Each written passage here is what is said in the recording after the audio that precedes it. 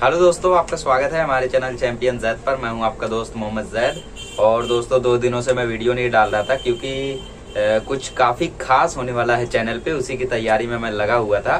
ठीक है, अब हम लोगों ने एक मिशन लिया है जिसका नाम है मिशन काया पलट। और इस मिशन के तहत हम लोग अपने चैनल की पूरी काया पलटने वाले हैं। आप लोगों ने देखा होगा चैनल का लोगो ऑलरेडी चेंज हो चुका है। इसी के साथ जितने भी वीडियो हैं सबके थंबनेल भी धीरे धीरे चेंज हो रहे हैं। इंग्लिश का देखोगे उसका भी चेंज है। ठीक है, एक वीडियो में लाता हूँ कि आखिर मेरी स्ट्रेटजी है क्या और मिशन काया पलट कितने दिनों में उलट पुलट होगा वो देखेंगे। फिलहाल हम लोग आज देखने जा रहे हैं March strategy. Sorry for the late video.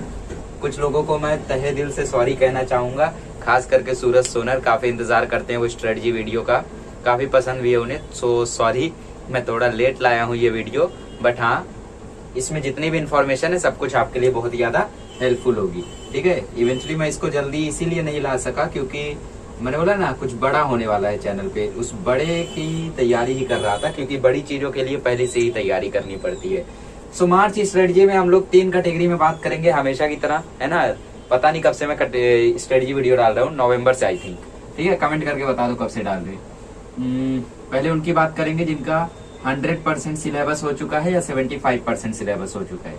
75 वालों का अब इसमें नहीं आएगा क्योंकि अब उनको हाई लेवल की तैयारी करनी है। इसमें वो आएंगे जो 50 से 75 में फंसे हैं, क्योंकि अब कोई ऐसा नहीं है जो 25 के नीचे होगा, है कि नहीं। लगभग सब बच्चे पढ़ने लगे होंगे। यहाँ पे वो बच्चे आएंगे जिनका 25 से 50% हुआ है except reduced syllabus. This is category B, this is category A, this is category C. Sorry guys, मैं टेलीग्राम पर भी कुछ दिनों से इनएक्टिव हूँ, उसका कारण भी वही है।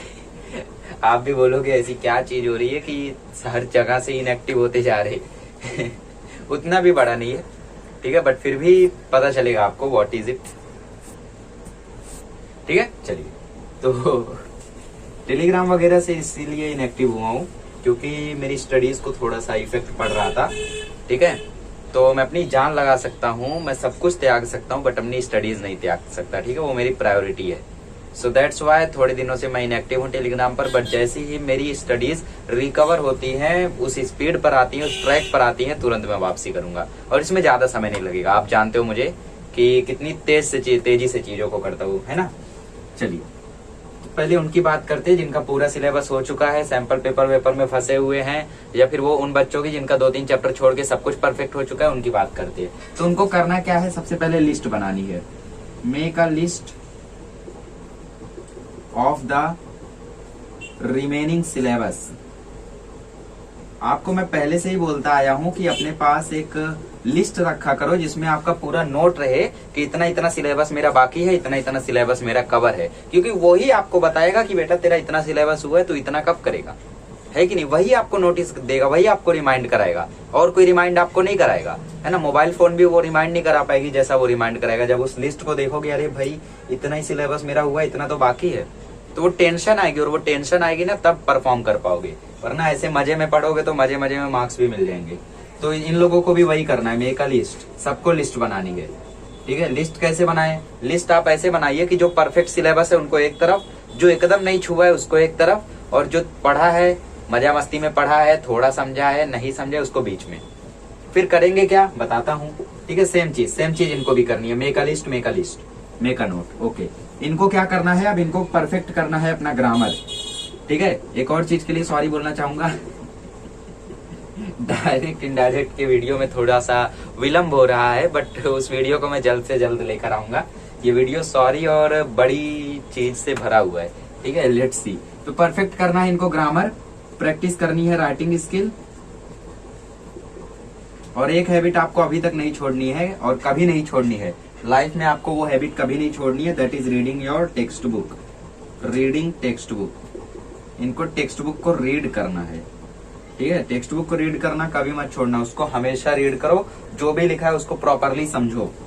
फिर थर्ड चीज आती है, क्या आती है भाई, ग्रामर इनको परफेक्ट करना है, राइटिंग स्किल प्रैक्टिस करनी है। अब राइटिंग स्किल की प्रैक्टिस नहीं भी करना चाहते हो तो सैंपल पेपर सॉल्व कर लो, उसी बहाने राइटिंग स्किल भी हो जाएगा, आपको आपकी मार्क्स भी पता चल जाएंगे कि कहाँ तक पहुंच रहे हो, है कि नहीं। राइटिंग स्किल को प्रैक्टिस करो और साथ ही में टेक्स्ट बुक जरूर रीड करो। किसकी टेक्स्ट बुक, एक ही बार रीड करना है एसएसटी की, ताकि आप लोगों का जो एमसीक्यू वगैरह है वो सॉल्व हो जाए।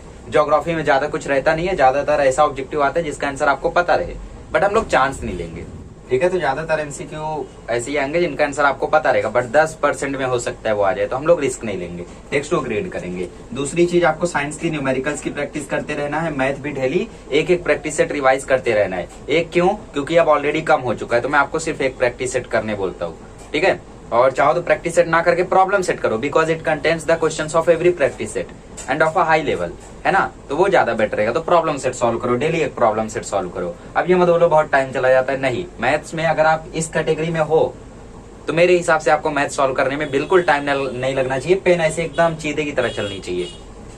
जाने दो, बहुत बड़ी बड़ी बातें, ठीक है। टेक्स्ट बुक रीड करते रहो, राइटिंग स्किल परफेक्ट करो, ग्रामर परफेक्ट करते रहो, क्योंकि यहीं पर आपके मार्क्स जाएंगे तो जाएंगे। बाकी चीजों पर तो आप परफेक्ट हो गए अगर इस कैटेगरी में हो तो, ठीक है। तो लिस्ट बनाओ, जो बाकी है उसको कवर करो और जल्द से जल्द परफेक्ट कर डालो अपना सिलेबस, ठीक है। परफेक्ट तो मैंने भी नहीं किया था अपना सिलेबस, मतलब ऐसा नहीं था कि 100% परफेक्ट है। चैप्टर ऐसे थे जो परफेक्ट नहीं थे ड्यू टू सम रीजंस, ठीक है। तो 100% तो किसी का परफेक्ट नहीं हो पाता है लास्ट तक, जिनका हो जाता है उनका 100% आ जाता है। बट कोशिश करिए कि एटलीस्ट 90% आप परफेक्ट करें। मेरा भी सिलेबस 85% सिलेबस मेरा परफेक्ट था और 15% सिलेबस मैंने रीड किया था, समझा था, कुछ डाउट था वगैरह वगैरह। इस साल तो भाई मेरा 100% सिलेबस परफेक्ट है because of you, only because of you. Thank you so much, ठीक है। सॉरी बोलते बोलते पहली बार थैंक यू बोल रहे। चलो 50 to 75% सिलेबस की कैटेगरी में आने वाले लोगों के लिए क्या करना है, देखो इनको लिस्ट बनानी है और जो बाकी है इनको सैंपल पेपर से पहले तो दूर रहना है। मार्च का महीना है, बिल्कुल दूर रहो, ठीक है। Away from sample paper, sample paper बिल्कुल सॉल्व ही नहीं करनी है। अभी मार्च का महीना है, अभी आपको कुछ नहीं करना है, ठीक है। तीसरी चीज आपको क्या करनी है, तीसरी चीज आपको ग्रामर परफेक्ट करना है। अभी राइटिंग स्किल पर भी ध्यान नहीं देना है, ठीक है। ग्रामर परफेक्ट करो अपना, डेली मैथ्स की प्रैक्टिस करो, मैथ्स की डेली प्रैक्टिस करो, ठीक है। टेक्स्ट बुक रीड करो, किसकी टेक्स्ट बुक? सिर्फ साइंस की, एसएसटी की रीड मत करो। Text book science, text book of science reading, उल्टा लिख दिया मैंने सेंटेंस, खैर समझ सकते हो, ठीक है। तो टेक्स्ट बुक रीड करो अभी साइंस की, और जो भी डाउट्स है उसको सॉल्व करो, न्यूमेरिकल सॉल्व करो, जो चैप्टर बाकी है उसको कंप्लीट करो, ठीक है। सैंपल पेपर से एकदम दूर रहो, इस साल मत छुओ, इस महीने मत छुओ, अगले महीने छू लेना। और सिक्स्थ चीज आती है, कंप्लीट करो syllabus as fast as possible,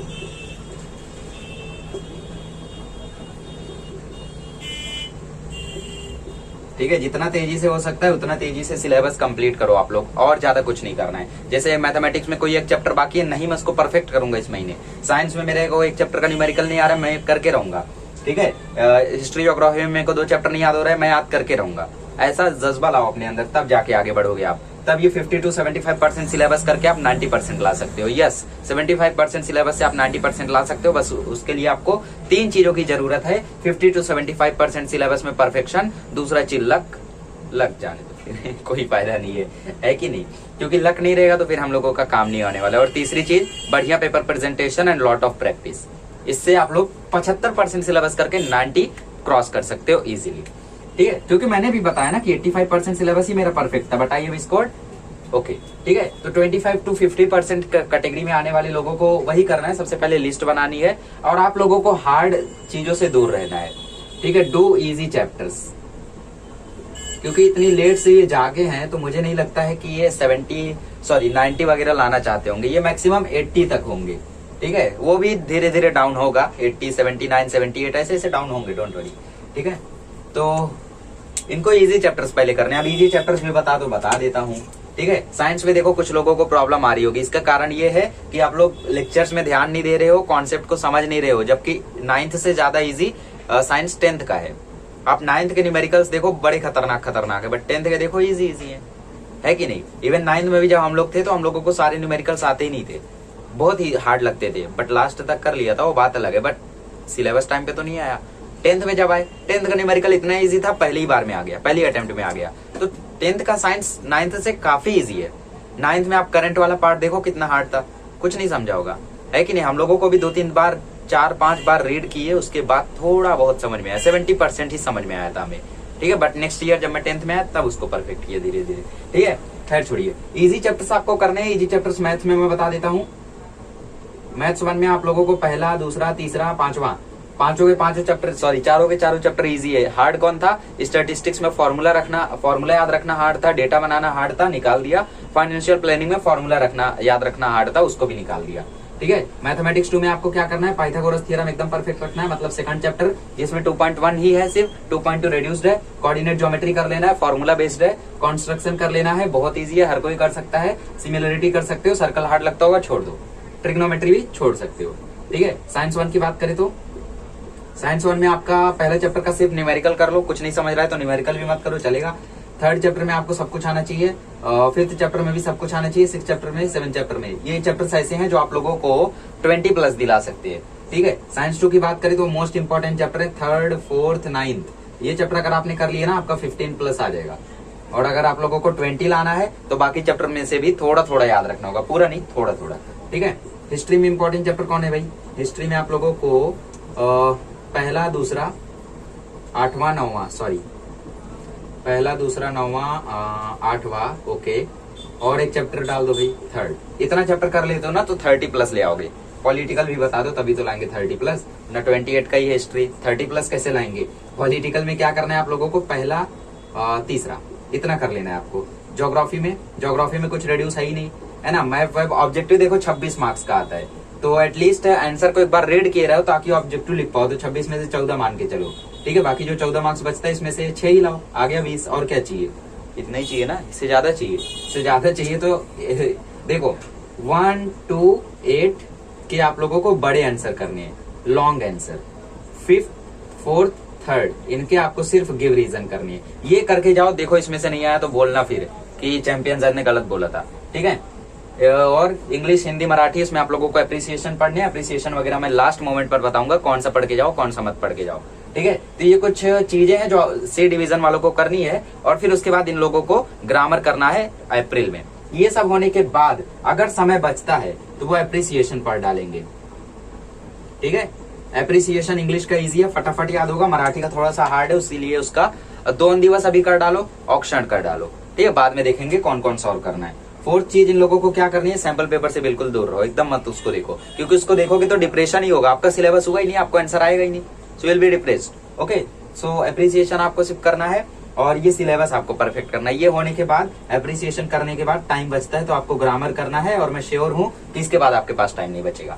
ठीक है, इसमें से आप मार्क कर लो, जैसे पहले चैप्टर हो गया मार्क कर लो, सेकंड हो गया मार्क कर लो, ये मार्क कर लो, ये मार्क कर लो, जो हुआ मार्क कर लो, और फिर देखो क्या बचा है उसे कर डालो, और जो एक्स्ट्रा किया उसे भी लिख डालो उस लिस्ट में। ठीक है, इस तरीके से अपने आपकी एक प्लानिंग करो कि मुझे ये दिन में ये करना है। सोने से पहले डिसाइड कर लो कि कल मेरा दिन कैसा जाएगा। ठीक है, जैसे मैं भी डिसाइड करता हूँ कि कल मुझे कितना वीडियो बनाना है, क्या करना है, कौन सा वीडियो बनाना है। ठीक है, सबकी प्लानिंग करता हूँ, क्या पढ़ना है, क्या पढ़ाना है, पूरी प्लानिंग। तो आप लोगों की भी पूरी प्लानिंग होनी चाहिए कि कल मुझे इतना घंटा पढ़ना है, इतना घंटा मेरा स्कूल में जाएगा, स्कूल में मैं ये काम कर लूंगा, है ना। जैसे स्कूल में आप लोग हैंड राइटिंग सुधारने की प्रैक्टिस कर सकते हो, ABCD लिख सकते हो, मजाक नहीं है। ABCD लिखने से छोटी बड़ी, उससे आप लोगों की हैंड राइटिंग थोड़ी सी सुधरती है। पर्सनल एक्सपीरियंस से बता रहा हूँ, मेरी हैंड राइटिंग देखने लायक नहीं थी। 3rd स्टैंडर्ड की बुक है मेरे पास, कभी दिखाऊंगा। ठीक है ओके, तो आप लोगों को ये मार्च स्ट्रेटजी इस तरीके से फॉलो करनी है, और आई होप आप लोगों को वीडियो पसंद आया होगा। ठीक है, अब कैसे पढ़ना है, क्या पढ़ना है, कैसे 80+ लाना है मार्च से पढ़ के, उसका वीडियो भी जल्दी आ जाएगा। ठीक है, थैंक यू सो मच।